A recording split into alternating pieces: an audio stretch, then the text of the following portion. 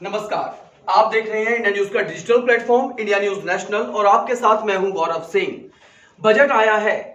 वित्त मंत्री निर्मला सीतारमण ने इस बार अपना चौथा फाइनेंशियल बजट पेश किया है और इस बजट में बहुत सारी सौगात दी गई है देश के लोगों को। लेकिन सबसे बड़ी बात आती है किसानों को क्या मिला, बजट में किसानों को कितना फायदा होने वाला है, किसानों के लिए बजट कैसा होगा और किसानों को इस बजट से क्या कुछ उम्मीदें थी जो पूरी हो पाई हैं और क्या उम्मीदें उनकी अधूरी रह गई हैं। इन तमाम मुद्दों पर आज हम चर्चा करेंगे अपने इस वीडियो में। तो किसानों के लिए बजट कैसा होने वाला है, इस बात को समझने के लिए आपको ये पूरी 5 मिनट की एक वीडियो देखनी है ताकि आप समझ सके कि किसानों के लिए बजट कितनी सौगात लेकर आया है। तो हम आपको पॉइंट टू पॉइंट वो तमाम मुद्दे बताएंगे किसानों से जुड़े जो कि इस बजट में अब सरकार बड़े चेंजेस के तौर पर करने जा रही है। देखिए, मैं आपको बता दूं कि मैं आपको 7 पॉइंट्स में ये बजट समझाने वाला हूं जो किसानों के लिए बेहतरी होने वाली है इस बजट के जरिए। आम बजट आज आया है और इस बजट में किसानों पर बहुत फोकस किया है सरकार ने। सबसे पहली बात, एमएसपी के तहत सरकार ने बजट निर्धारित किया है 2.37 लाख करोड़ का, यानी एमएसपी, जिससे किसान नाराज थे। किसानों को लग रहा था, उन्होंने आंदोलन भी किया कि हमें एमएसपी के तहत खरीदारी हो उनके सामान की। तो सरकार ने अब एमएसपी के तहत 2.37 लाख करोड़ का एक पैकेज बनाया है जिसके तहत किसानों से उनके प्रोडक्ट्स, उनका उत्पादन खरीदा जाएगा। तो यानी एमएसपी पर ये खरीद होने वाली है। तो किसानों के लिए सबसे अच्छी और बढ़िया खबर तो यही है कि अब एमएसपी पर खरीदारी सरकार करेगी और उसके लिए भारी भरकम पैकेज सरकार ने बना लिया है। दूसरा बड़ा पॉइंट क्या है, देखिए कि गंगा कॉरिडोर बनाया जाएगा जिसमें सरकार जो है वो ऑर्गेनिक खेती यानी कि जैविक खेती को बढ़ावा देगी।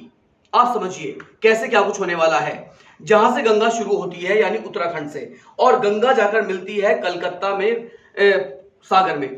इस बीच में जो पॉपुलेशन रहती है वो 40 करोड़ लोग हैं जो सीधे सीधे गंगा किनारे रहते हैं, बेशक से वो चाहे शहर हो चाहे वो ग्रामीण इलाके हो। तो 40 करोड़ लोगों के लिए एक तरह से एक पिटारा खुल चुका है, और खास तौर से किसानों के लिए कि किसान जो गंगा के किनारे रहने वाले किसान अब ऑर्गेनिक फार्मिंग करेंगे, क्योंकि जो गंगा किनारे की खेती जमीन है वो काफी उपजाऊ है, उसमें काफी खनिज हैं, उसमें इरिगेशन की बढ़िया फैसिलिटी हमारे पास है, क्योंकि गंगा के पास जितने भी नाले हैं, नहरें हैं, छोटी नदियां हैं वो निकलती हैं, तो उससे इरिगेशन बहुत अच्छा हो सकता है। तो इसलिए सरकार ने फर्स्ट कॉरिडोर जो बनाया है जैविक खेती के लिए वो सबसे पहले गंगा के किनारे को चुना है, यानी गंगा से 5 किलोमीटर इधर और गंगा किनारे के 5 किलोमीटर उधर, दोनों तरफ की 5-5 किलोमीटर की जमीन को सरकार ऑर्गेनिक फार्मिंग के लिए चुन लेगी और कॉरिडोर में ऑर्गेनिक खेती होगी। ऑर्गेनिक खेती के आपको फायदे बताते हैं। दरअसल हमने देखा है कि पिछले कुछ सालों में हमने बहुत ज्यादा जहरीले खतरनाक कीटनाशकों का इस्तेमाल किया है, जिससे हमारी खेती की क्षमता तो बढ़ी है लेकिन कहीं ना कहीं हम बीमारियों की जद में आ गए हैं।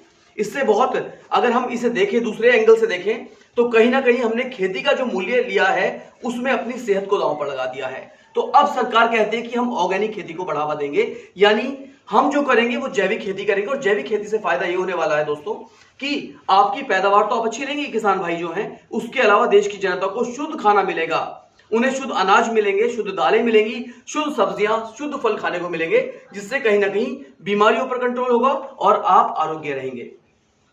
तीसरा बड़ा पॉइंट है, खेती के असेसमेंट के लिए ड्रोन टेक्नोलॉजी का इस्तेमाल होगा, यानी सरकार कहीं ना कहीं किसानों को मॉडर्न बनाने जा रही है। कल तक हम पारंपरिक खेती करते थे, हल है, बैल है, इनसे खेती होती थी, लेकिन जैसे जैसे हमारा वक्त बदला है खेती ने मॉडर्न तरीके इस्तेमाल किए हैं। अब ट्रैक्टर्स आ गए हैं, रूटावेटर्स आ गए हैं खेतों में, लेकिन अब इससे भी एडवांस आप होने जा रहे हैं। जो किसान भाई होंगे वो जो खेती करेंगे वो ड्रोन के जरिए होगी। ड्रोन से कैसे होगी, देखिए आपका खेत है, एक किसान जाता है, स्प्रे उसे करना है, कीटनाशक उसे लगाने हैं या जहरीली दवाइयां वो इस्तेमाल करता है, तो स्प्रे वो अपना हैंडल करता है, हैंडली स्प्रे करता है, जिसके नुकसान होते हैं कि कई बार किसान खेत में ही गश खा के गिर जाता है, क्योंकि दवाइयों की उसे जो उसके हानिकारक केमिकल्स हैं वो कहीं ना कहीं सांस के जरिए उसके अंदर जाते हैं, जिससे कई किसानों की मौतें भी हुई हैं। लेकिन अब ऐसा नहीं है, आप ड्रोन के जरिए भी स्प्रे कर सकते हैं। ये एक नई, आप कह सकते हैं कि मॉडर्न फार्मिंग की शुरुआत हो रही है देश में। अब हमारा देश, हमारे किसान उस दहलीज पर खड़े होंगे जहां से आप अपनी खेती को, अपनी टेक्निक्स को ऑस्ट्रेलिया और अमेरिका के नजरिए से देख सकते हैं। अगर ड्रोन से आप खेती करेंगे, स्प्रे करेंगे, खेतों को न्यूट्रिएंट्स देंगे, तो ये अपने आप में बहुत अच्छा चीज होगा। और सबसे बड़ी बात मैं आपको बताऊं कि अब हर किसान का एक सवाल है कि ड्रोन हम चलाना नहीं जानते तो हमारे लिए किस काम का है। तो किसानों को ड्रोन चलाने का भी प्रशिक्षण दिया जाएगा। इसके लिए सरकार ने ITI के तहत किसानों को ड्रोन चलाने का प्रशिक्षण देने की भी सुविधा दी है, ताकि किसान ड्रोन चलाने में एक ट्रेनिंग ले सके और फिर उस ट्रेनिंग का, उस प्रशिक्षित होने के बाद उसका इस्तेमाल अपने खेतों में कर सके। इसके अलावा ITI के तहत किसानों को ट्रेनिंग दी जाएगी और जितनी भी एग्रीकल्चर यूनिवर्सिटीज हैं जो इस वक्त खंडर हुई पड़ी हैं, उनके लिए सरकार ने रिवाइव पॉलिसी कही है और राज्य सरकारों से कहा है कि उन्हें रिवाइव किया जाएगा। यानी एग्रीकल्चर यूनिवर्सिटीज कुछ नई खोली जाएंगी और जो पुरानी एग्रीकल्चर यूनिवर्सिटीज हैं उन्हें भी और हाईटेक बनाया जाएगा, ताकि किसानों को वहां पे ट्रेनिंग हो सके, छोटे छोटे ट्रेनिंग प्रोग्राम्स चल सके। इस तरह की तमाम बातें जो हैं ये इसमें होंगी। डिजिटल कृषि पे फोकस किया गया है।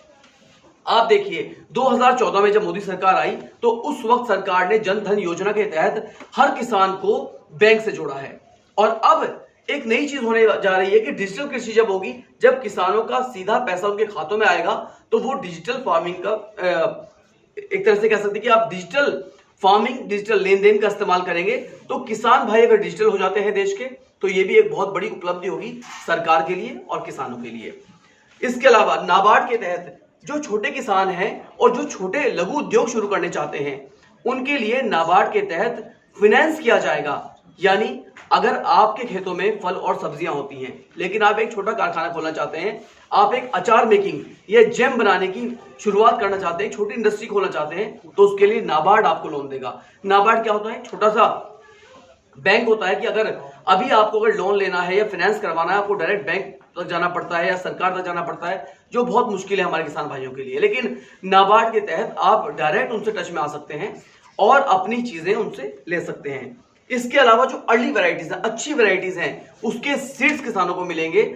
और किसान ये भी कहा है कि हम प्रोत्साहित करेंगे ऐसे किसानों को जो वो एडवांस वैरायटीज का इस्तेमाल करें, ताकि कम टाइम पर हम अच्छी फसल की पैदावार ले सकें। यही हमारी अर्ली वैरायटीज होती हैं। जैसे क्या होता है कि अगर गेहूं की फसल का टाइम 5 महीने है, तो एडवांस टेक्नोलॉजी के तहत कुछ ऐसे बीज आएंगे, कुछ ऐसे सीड्स लॉन्च किए जाएंगे, ताकि 4 महीने में ही आप अच्छी फसल ले सकें। इससे आपके खेतों को 1 महीने का टाइम और मिल जाएगा, आप इस बीच एक और फसल ले सकते हैं। तो कुल मिलाकर देखा जाए तो इस बजट में किसानों के लिए बहुत सारी सौगात हैं। और दूसरी बात यह है कि हमें समझना होगा कि इसका असर जो है बजट का, वो एकदम से नहीं मिलने वाला है, उसमें थोड़ा टाइम लगेगा।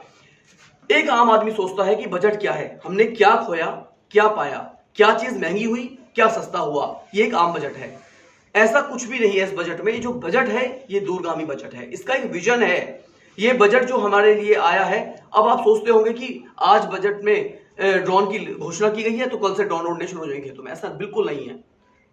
उसके लिए किसानों के लिए यूनिवर्सिटीज में प्रशिक्षण केंद्र बनेंगे, किसानों को ट्रेनिंग दी जाएगी, उन्हें ड्रोन खरीदने के लिए, ड्रोन उड़ाने के लिए प्रशिक्षित किया जाएगा, उन्हें पैसा मुहैया कराया जाएगा, तब जाके ये चीजें होंगी। हो सकता है कि इन चीजों में 4-5 साल का समय लगे, लेकिन यही तो विजन है सरकार का कि उन्हें अपने किसानों को एडवांस करना है, उन्हें हाईटेक करना है, हमें आधुनिक फार्मिंग को बढ़ावा देना है। हमें वो पारंपरिक खेती को, जिसमें ज्यादा मैन पावर चाहिए थी, जिसमें ज्यादा टेक्नोलॉजी नहीं थी, अब हमें उस खेती के तरीकों को बदलना होगा।